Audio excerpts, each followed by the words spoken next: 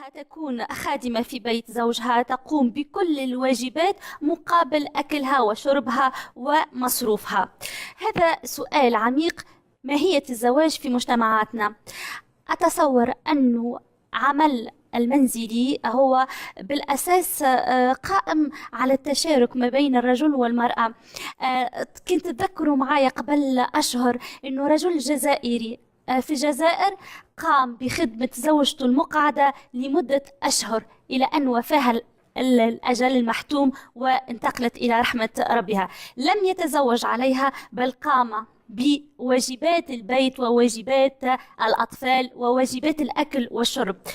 هذا هو الزواج الذي يقوم على المساواة ويقوم على المشاركة لبناء عائلة وبناء أطفال سويين. لا يؤمن بامرأة خاضعة ومستكينة مجرد خادمة ومجرد وعاء لإنجاب الأطفال ولتفريغ الشهوات،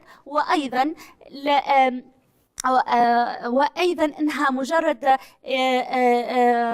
كوموند روموت كنترول ولا لزوجها. هذا العمل المنزلي لم يكن في الأساس ما بين رجل ومرأة.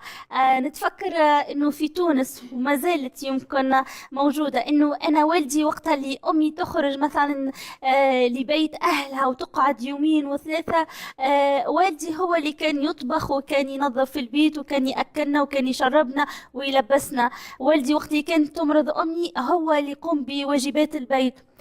ما فماش انه المرأة مفروض عليها، المرأة لازم انها تعمل واجبات البيت بمحبة، مش انه من اجل انه هذا يختزل دورها.